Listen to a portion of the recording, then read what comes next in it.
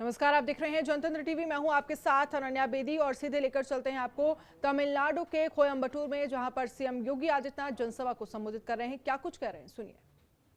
करते हुए हृदय से आपका स्वागत और अभिनंदन करता हूं। நான் இந்த தமிழக புண்ணிய பூமிக்கு வந்திருப்பதற்கு இன்னொரு முக்கிய காரணமாக அதுவும் இருக்கின்றது. ஏனென்று சொன்னால் அங்கே பகவான் ஸ்ரீ ராமனுடைய ஆலயத்தினுடைய நிர்மாணத்திற்காக நம்முடைய தமிழகத்தின் சார்பாக கிட்டத்தட்ட 120 கோடி ரூபாய் இந்த மண் வழங்கி இருக்கின்றது. அதனாலே ஒட்டுமொத்த இந்தியாவுடைய சார்பாக 130 கோடி மக்களுடைய சார்பாக இந்த கோவை மண்ணுக்கும் தமிழக மண்ணுக்கும் என்னுடைய இதயபூர்வமான நன்றியை தெரிவித்துக் கொள்கின்றேன். मित्रों, तमिलनाडु को एक नई पहचान दिलाने के लिए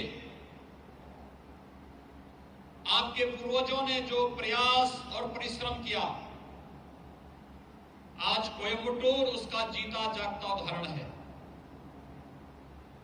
कोयम्बटूर की यात्रा एक नई दिशा में बढ़ सके, भारत के यशस्वी प्रधानमंत्री श्री नरेंद्र मोदी जी ने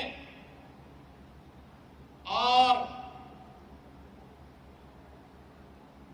एनडीए फर्स्ट की हमारी डिफेंस मिनिस्टर निर्मला सीतारमण जी ने कोयम्बटूर में डिफेंस कॉरिडोर को इसकी स्थापना करने में जो योगदान दिया, आज उसी का परिणाम है कि जब भारत अपनी सीमाओं की सुरक्षा के लिए पाकिस्तान पर सर्जिकल स्ट्राइक करता है, तो विंग कमांडर अभिनंदन भी इसी तमिलनाडु की धरती से पाकिस्तान के छक्के छुड़ाने का कार्य करता है।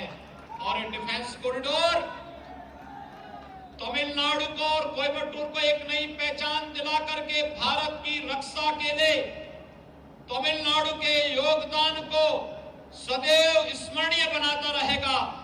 इसके लिए मैं आप सभी को प्रधानमंत्री जी का अभिनंदन करते हुए आप सभी का हृदय से बधाई देता हूं। आप सबको मैं बहुत बहुत शुभकामनाएं भी देता हूं। சகோதர சகோதரிகளே, உங்கள் அத்தனை பேருக்கும் தெரியும், தமிழகத்தினுடைய இந்த யாத்திரையானது, இந்த மேம்பாட்டானது நம்முடைய நரேந்திர மோடி அவர்களுடைய நல்ல திட்டங்களின் பால் இன்றைக்கு சிறப்பாக சென்று கொண்டிருக்கின்றது. அந்த சிறப்பான அந்த யாத்திரை புதிய கோணத்தில் வடிவற்று இன்றைக்கு கோவை மண்ணுக்கும் வந்து சேரும் என்பதிலே எந்த ஐயமும் இல்லை. அதே போல நம்முடைய தேசிய ஜனநாயக கூட்டணியின் சார்பாக நான் இந்த இடத்திலே ஒன்றை தெரிவித்துக் கொள்கின்றேன். நம்முடைய பாரத பிரதமர் நரேந்திர மோடி அவர்கள் பாதுகாப்பு துறைக்காக, அதாவது டிஃபென்ஸ் காரிடாருக்காக நம்முடைய கோவை மண்ணை தேர்ந்தெடுத்திருக்கின்றார். அதே போல நம்முடைய தமிழகத்தைச் சேர்ந்த நிர்மலா சீதாராமன் அவர்கள் அதற்கு மிகவும் அரும்பாடுபட்டு இந்த டிஃபென்ஸ் காரிடாரானது இன்றைக்கு நம்முடைய தமிழகத்திலே குறிப்பாக கோவைக்கு கொண்டு வந்திருக்கின்றார் என்று சொன்னால் இது அத்தனைக்கும் நம்முடைய இந்த மண் பெருமைப்பட்டுக் கொள்ள வேண்டும். அதே போல இந்த கோவை முன்னேற வேண்டும் என்பதற்காக எண்ணற்ற பல திட்டங்கள் நம்முடைய பாரத பிரதமர் நரேந்திர மோடி அவர்கள் அறிவித்திருக்கின்றார். அதே போல இந்த இடத்துல இந்த வேளையில ஒரு முக்கியமான ஒரு விஷயத்தை நான் பதிவு செய்ய விரும்புகின்றேன். உங்களுக்கு எல்லாம் தெரியும், நம்முடைய ராணுவ வீரர்களை கொன்ற அந்த கயவர்கள் இன்றைக்கு அவர்களை பழிவாங்கும் விதமாக இன்றைக்கு பாலாகோட் என்கின்ற அந்த பாகிஸ்தானிலே உள்ளே புகுந்து நம்முடைய அரசாங்கமானது சர்ஜிக்கல் ஸ்ட்ரைக் அடித்தது. அதை இந்த இடத்துல பதிவு செய்ய விரும்புகின்றேன். அதே போல அந்த சர்ஜிக்கல் ஸ்ட்ரைக்ல ஈடுபட்ட நம்முடைய தமிழகத்தை சார்ந்த விங் கமாண்டர் அபிநந்தன் அவர்களை உயிரோடு இன்றைக்கு மீட்டிருக்கின்றோம் என்று சொன்னால் அது இந்த நரேந்திர மோடி அவர்களுடைய சாதனையாக நாம் எண்ணி பார்க்க வேண்டும். भाइयों बहनों, तमिलनाडु में प्रधानमंत्री मोदी जी की विजन के अनुरूप डिफेंस कॉरिडोर की स्थापना भारत को सुरक्षा क्षेत्र में आत्मनिर्भर बनाने और तमिलनाडु को भारत की रक्षा उत्पादन के एक हब के रूप में स्थापित करने की भी एक बड़ी महत्वाकांक्षी योजना के अंतर्गत एक कार्यक्रम आगे बढ़ रहा है और मैं विश्वास के साथ कह सकता हूं कि प्रधानमंत्री मोदी जी का यह विजन तमिलनाडु को एक नई पहचान तो दिलाएगा ही, यहां पर नौकरी और रोजगार की व्यापक संभावनाओं को लेकर के भी आगे बढ़ेगा, जिसके माध्यम से भारत की आत्म सुरक्षा की आत्मनिर्भरता के साथ साथ स्थानीय स्तर पर नौजवानों को नौकरी और रोजगार की व्यापक संभावनाओं को आगे बढ़ाने में मदद मिलेगी। சகோதரர்களே, இன்றைக்கு நம்முடைய தமிழகத்திற்கு மட்டுமல்ல, இன்றைக்கு கோவையிலே நான் ஏற்கனவே குறிப்பிட்டது போல டிஃபென்ஸ் காரிடார் ஆனது அமைக்கப்பட்டு இன்றைக்கு அமைந்திருக்கின்றது. அது நம்முடைய சுயசார்பு பாரதத்தை பறைசாற்றுகின்ற வகையில அது அமையும். அதே போல நான் மிக தெளிவாக இங்கே கூறிக்கொள்ள விரும்புகின்றேன், நம்முடைய நரேந்திர மோடி அவர்களுடைய பார்வை அத்தனையும் நம்முடைய தமிழகத்தின்பால் இங்கே திரும்பி இருக்கின்றது. இன்றைக்கு டிஃபென்ஸ் காரிடார் இங்கே அமைய பெற்றால் இங்கே தமிழகத்தில் இருக்கக்கூடிய எண்ணற்ற இளைஞர்களுக்கு மிகப்பெரிய அளவில் வேலை வாய்ப்பு பெருகும் என்பதிலே எந்த ஐயமும் இல்லை. भाइयों बहनों, देश के अंदर 5 राज्यों में वर्तमान में इलेक्शन चल रहे हैं। असेंबली कॉन्स्टिट्यूंसी के जो इलेक्शन वर्तमान में तमिलनाडु, केरल, पुडुचेरी, वेस्ट बंगाल और असम के अंदर चल रहे हैं। मुझे वेस्ट बंगाल और असम के अंदर कई रैलियों को संबोधित करने का अवसर प्राप्त हुआ। मुझे पिछले दिनों केरल के अंदर भी जाने का अवसर प्राप्त हुआ था। मैं कह सकता हूं, असम के अंदर बीजेपी फिर से सरकार बनाने जा रही है और वेस्ट बंगाल के अंदर भी बीजेपी की ही सरकार आने वाली है। तमिलनाडु के अंदर ये डीएमके और बीजेपी का एक गठबंधन अगर मिलकर के चुनाव जीतता है तो प्रधानमंत्री मोदी जी के विकास के अनुसार सबका साथ, सबका विकास और सबके विश्वास का एक गठबंधन फिर से प्रतीक बनेगा और यही अपील करने के लिए आज हम सब आपके बीच यहां पर उपस्थित हुए हैं। சகோதரர்களே, இன்றைக்கு இந்தியா முழுவதும் 5 மாநிலங்களிலே தேர்தல் நடைபெற்றுக் கொண்டிருக்கின்றது. தமிழகம், கேரளா, புதுச்சேரி, மேற்கு வங்கம் மற்றும் அசாம் போன்ற மாநிலங்களில் இன்றைக்கு தேர்தல் நடந்து கொண்டிருக்கின்றது. அதில் மேற்கு வங்கம் மற்றும் அசாம் மாநிலத்தில் எண்ணற்ற கூட்டங்களில் நான் கலந்து கொண்டிருக்கின்றேன். அதே போல நேற்றைக்கும் கூட கேரளாவில் நடந்திருக்கக்கூடிய கூட்டத்தில் நான் கலந்து கொண்டேன். இதையெல்லாம் பார்க்கின்ற பொழுது என்னால் ஒன்று நிச்சயமாக சொல்ல முடியும், வருகின்ற தேர்தலில் அசாம் மாநிலத்தில் நிச்சயமாக நாம் ஆட்சியை அமைப்போம். அதே போல மேற்கு வங்கத்திலும் கூட நம்முடைய ஆட்சி நிச்சயமாக அமையும். அது மட்டுமல்ல, நம்முடைய தமிழகத்தில் அகில இந்திய அண்ணா திராவிட முன்னேற்ற கழகம் மற்றும் அதனுடைய கூட்டணி கட்சிகள் மற்றும் நம்முடைய பாரதிய ஜனதா கட்சியினுடைய கூட்டணி நிச்சயமாக நம்முடைய தமிழகத்தில் மீண்டும் ஆட்சியை கைப்பற்றும் என்பதில் எந்த சந்தேகமும் இல்லை. அதே போல நம்முடைய நோக்கம், நம்முடைய திட்டம் அனைத்தையும் ஒரே ஒரு நோக்கத்தின் அடிப்படையில் சென்று கொண்டிருக்கின்றது. அது அனைவருடனும் சேர்ந்து அனைவருக்குமான வளர்ச்சி, இது ஒன்றே நம்முடைய தாரக மந்திரம். भाइयों बहनों, तमिलनाडु के अंदर एआईएडीएमके और बीजेपी का एक गठबंधन तमिलनाडु को विकास की एक नई पहचान के साथ आगे बढ़ाने का कार्य कर रहा है। हम सब जानते हैं, पिछले 6 वर्षों के दौरान प्रधानमंत्री मोदी जी के नेतृत्व में जितनी भी योजनाएं भारत के अंदर घोषित हुई हैं, इनमें लोक कल्याण का भाव रहा है। हमने हर नागरिक को आवास, उसके सिर को ढकने के लिए आवास की सुविधा उपलब्ध कराई। 6 वर्ष में 2.5 करोड़ लोगों को आवास की सुविधा उपलब्ध कराने का कार्य प्रधानमंत्री मोदी जी के नेतृत्व में भारत सरकार ने उपलब्ध कराया। एलपीजी के फ्री में कनेक्शन उपलब्ध करवाने का कार्य 8 करोड़ लोगों को सुविधा उपलब्ध कराने का कार्य भी किया गया। सौभाग्य योजना के अंतर्गत निःशुल्क विद्युत कनेक्शन उपलब्ध करवाने का कार्य हो या स्वच्छ भारत मिशन के अंतर्गत अकेले तमिलनाडु के अंदर 54 लाख शौचालय टॉयलेट बनाने का काम भी अगर किसी ने किया है तो वह केंद्र की मोदी सरकार और एआईएडीएमके की सरकार ने तमिलनाडु के अंदर किया है। भाइयों बहनों, लोक कल्याण का एक कार्य यहीं पर नहीं रुकता है। प्रधानमंत्री किसान सम्मान निधि के अंतर्गत हर किसान को प्रतिवर्ष 6,000 रुपए 6,000 रुपीज पर ईयर उन्हें उपलब्ध कराने का कार्य हो या फिर इंफ्रास्ट्रक्चर डेवलपमेंट के लिए metro, railway, highway, IIT, IIM, ये सभी कार्य युद्ध स्तर पर पूरे देश के अंदर बिना भेदभाव के नरेंद्र मोदी जी के नेतृत्व की सरकार देश के अंदर लागू कर रही है। और अगर बीजेपी और एआईएडीएमके की सरकार तमिलनाडु के अंदर आती है तो ये विकास हर एक क्षेत्र में तमिलनाडु के अंदर उसी गति के साथ आगे बढ़ते हुए दिखाई देंगे जो पिछले कुछ समय से तमिलनाडु के अंदर देखने को मिला है।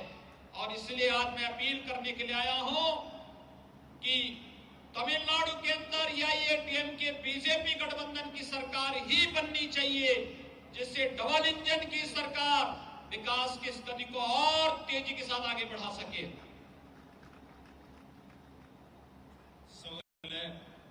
தமிழகத்துல அகில இந்திய அண்ணா திராவிட முன்னேற்ற கழகம் அதனுடைய கூட்டணி கட்சிகள் நம்முடைய பாரதிய ஜனதா கட்சியினுடைய கூட்டணி இது அத்தனையும் சேர்ந்து ஒரு உண்மையான புதிய விடியலை நோக்கின்ற அந்த உண்மையான கட்சி இந்த கூட்டணி மட்டும்தான். அதே போல இந்தியாவில் இருக்கக்கூடிய அத்தனை மாநிலங்களுக்கும் பல்வேறு திட்டங்கள் அறிவித்திருக்கின்றோம். இருந்தாலும் கூட தமிழகத்திற்கு அதிக நிதி ஒதுக்கி இருக்கக்கூடிய நம்முடைய பாரத பிரதமர் நரேந்திர மோடி அவர்களை நாம் இங்கே இந்த இடத்துல எண்ணி பார்க்க வேண்டும். கடந்த 6 ஆண்டுகளாக பல்வேறு பல நல்ல திட்டங்களை நம்முடைய பாரத பிரதமர் நரேந்திர மோடி அவர்கள் நம்முடைய நாட்டிற்கு வழங்கி இருக்கின்றார். குறிப்பாக தமிழகத்தில் இருக்கக்கூடிய நம்முடைய தமிழர்களுக்கு வழங்கி இருக்கின்றார். அதுல அனைவருக்குமான வீடு இருக்கின்றது. அதே போல இலவச கேஸ் சிலிண்டர்கள் அதுல இடம்பெற்றிருக்கின்றது. பெண்கள் முன்னேற்றம் மற்றும் குழந்தைகளுக்கான முன்னேற்றத்திற்கான அதிக நிதி நம்முடைய தமிழகத்திற்கு நாம் வழங்கி இருக்கின்றோம். அதே போல தூய்மை இந்தியா திட்டத்தின் கீழே நம்முடைய தமிழகத்திற்கு மட்டும் 54 லட்சம் கழிப்பறைகளை நம்முடைய அரசாங்கம் கட்டி கொடுத்திருக்கின்றது. அதனால எண்ணற்ற மக்கள் சேவைகளை தொடர்ந்து நாம் பணியாற்ற வேண்டும் என்று சொன்னால் நாம் நம்முடைய பகுதியிலே இருக்கக்கூடிய நம்முடைய தேசிய ஜனநாயக கூட்டணியினுடைய வேட்பாளர்களை ஆதரித்து நாம் முன்னேறி செல்ல வேண்டும். அதுபோல ஒரு முக்கியமான விஷயத்தை இங்கே பதிவு செய்ய விரும்புகின்றேன். விவசாயிகளுடைய முன்னேற்றத்திற்கு நாம் அத்தனை பேருக்கும் தெரியும், நம்முடைய பாரத பிரதமர் நரேந்திர மோடி அவர்கள் வருடத்திற்கு 6,000 ரூபாய் அவர்களுடைய நேரடியாக அவர்களுடைய வங்கி கணக்கில் செலுத்துகின்ற வகையிலே அவர்கள் அறிவித்திருக்கின்றார்கள். அதுபோல நம்முடைய தமிழகத்தினுடைய உள்கட்டமைப்பு மேம்பாட்டிற்காக மெட்ரோ ரயில் திட்டம் மற்றும் கல்வி மேம்பாட்டுக்காக ஐஐஎம் போன்ற பெரிய கல்வி நிறுவனங்கள் இங்கே வர இருக்கின்றது. அதனால நான் இந்த இடத்துல தெள்ள தெளிவாக ஒன்றை சொல்லிக்கொள்ள ஆசைப்படுகின்ற, இதற்கு எந்த பாகுபாடும் இல்லை, இவர்களுக்கு மட்டும்தான் இந்த திட்டம், இவர்களுக்கு இந்த திட்டம் இல்லை என்பது எந்த பாகுபாடும் இல்லை. இந்த திட்டங்கள் அனைத்தும் அத்தனை பேருக்கும் சென்றடைய வேண்டும் என்பதே இந்த நம்முடைய நோக்கம், நம்முடைய அரசாங்கத்தின் நோக்கம்.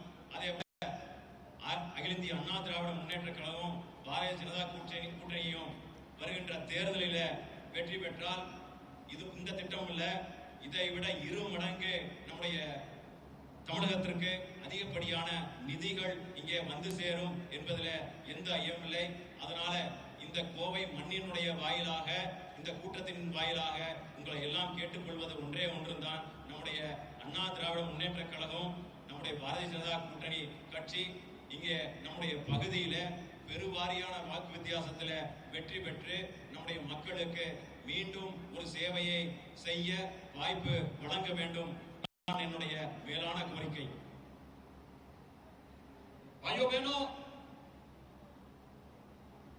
स्मार्ट सिटी मिशन के अंतर्गत आपका कोयम्बटूर सिटी भी चयनित हुआ है और तमिलनाडु के 1 दर्जन से अधिक सिटी स्मार्ट सिटी मिशन के अंतर्गत आधुनिक सुविधाओं का लाभ प्राप्त कर रहे हैं।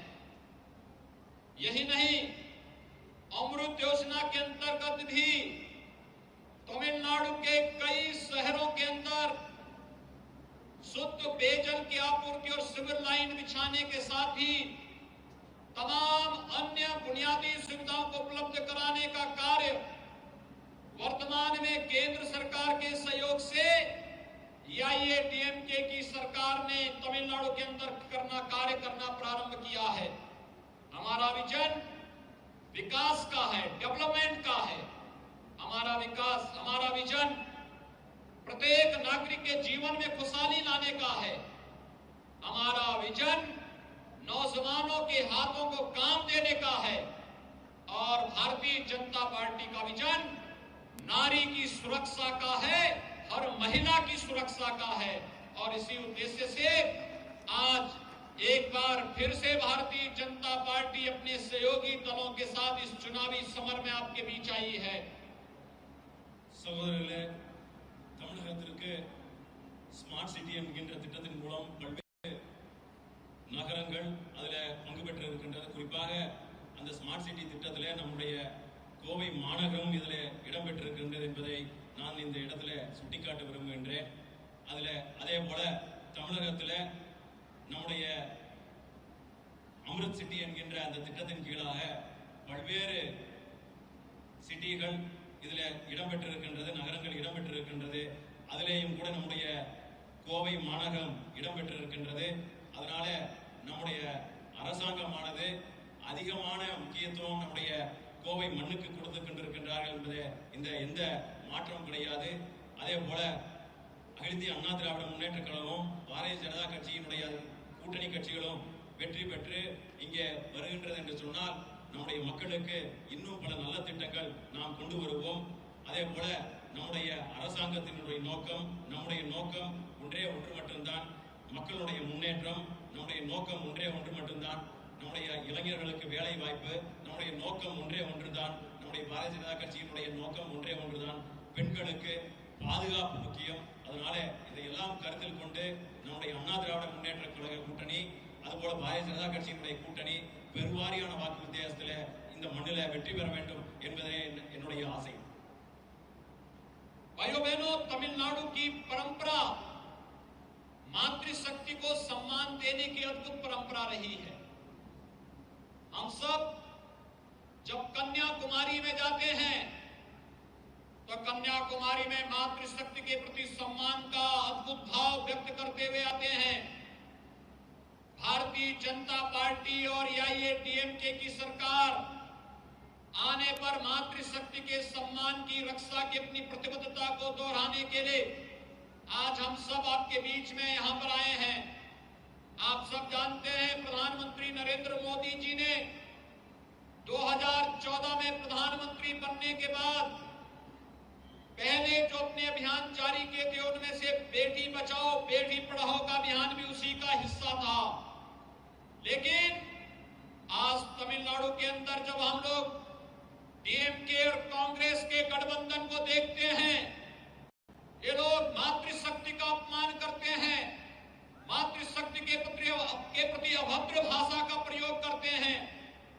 आधी आबादी को जो सम्मान नहीं दे सकते उन्हें सत्ता में आने का कोई अधिकार नहीं होना चाहिए। और यही आह्वान करने के लिए आज मैं आपके बीच आया हूं।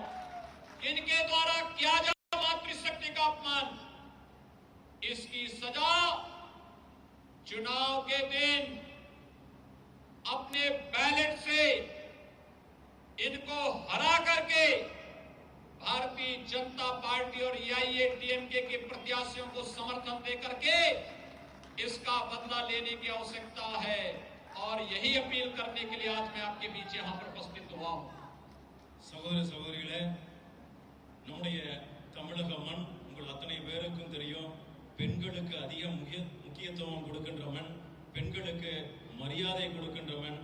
கன்னியாகுமரி துவங்கி இங்கே பல்வேறு மாவட்டங்களில நாம் காணுகின்ற ஒரே காட்சி, எண்ணற்ற ஆண்டுகள் இன்றைக்கு பல்வேறு இயக்கங்கள் இங்கே வந்திருந்தாலும் கூட இங்கே அத்தனை பேரும் ஒரே ஒரு கருத்தை தான் முன்வைத்து நாம் சென்று இருக்கின்றோம். அது பெண்களுக்கு மரியாதை கொடுக்கின்ற விஷயத்துல நாம் முன்னேறி கொண்டிருக்கின்றோம்.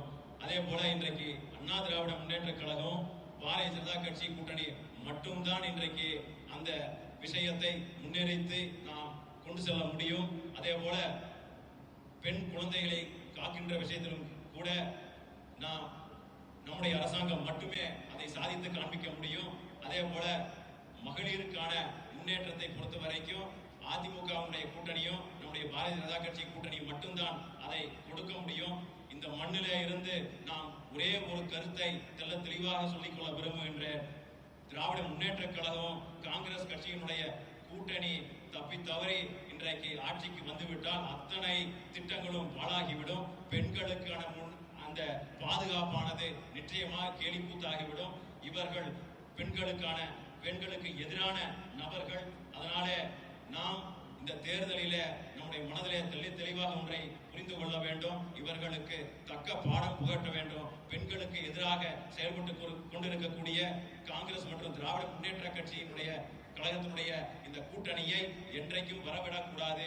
அதனால நாம் அவர்களுக்கு எதிராக களத்தில் இறங்க வேண்டும். நம்முடைய வேட்பாளர் அதிக வாக்கு வித்தியாசத்தில் வெற்றி பெற்று நாம் இந்த மண்ணுக்கு பெருமை சேர்க்க வேண்டும். भाइयों बहनों, कांग्रेस और डीएमके का इतिहास भ्रष्टाचार से भरा हुआ है। इन्हें जब भी सत्ता में रहने का अवसर मिला, इन्होंने न जनता के कल्याण का कार्य किया, न देश की सुरक्षा की व्यवस्था की और न ही इंफ्रास्ट्रक्चर डेवलपमेंट पर ही ध्यान दिया। ये आस्था के साथ खिलवाड़ करते हैं, ये जनभावनाओं के साथ खिलवाड़ करते हैं, ये मातृशक्ति का अपमान भी करते हैं और सत्ता का दोहन अपने व्यक्तिगत स्वार्थों के लिए करते हैं।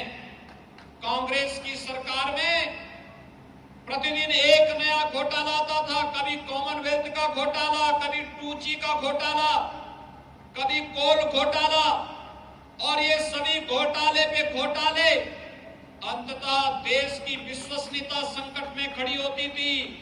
और यही कार्य तमिलनाडु के अंदर जब डीएमके की सरकार आई थी, डीएमके ने भी यही कार्य तमिलनाडु के अंदर किया था। आज मैं आप सबका आह्वान करना चाहूंगा कि ये लोग जिन्होंने सत्ता में रह करके भ्रष्टाचार को ही बढ़ावा दिया, कांग्रेस और डीएमके जैसे दलों को फिर से सत्ता में आने का कोई भी अवसर हमें नहीं देना है। और इसीलिए भारतीय जनता पार्टी और ये डीएमके तमिलनाडु के विकास को ध्यान में रख करके एक उस विजन को जो प्रधानमंत्री मोदी जी का है, उस विजन को आगे बढ़ाने के लिए आज एक बार फिर से तमिलनाडु में मिलकर के चुनाव लड़ रहे हैं। आप सबसे अपील है, भारतीय जनता पार्टी और एआईएडीएमके के और अपने सहयोगी दलों के प्रत्याशियों को भारी बहुमत से विजयी बनाने में अपना योगदान दें। नंबरಗಳೇ, तमिलनाडु से सीएम योगी आदित्यनाथ को आप सुन रहे थे, जहां सबसे पहले उन्होंने विनायक मंदिर में पूजा अर्चना की और इसके बाद यहां पर जनसभा को संबोधित कर रहे थे। बुलेटिन में फिलहाल इतना ही। देखते रहिए जनतंत्र टीवी। खबरों के निष्पक्ष विश्लेषण के लिए सब्सक्राइब करें Jantantra TV and press the bell icon. Never miss any update.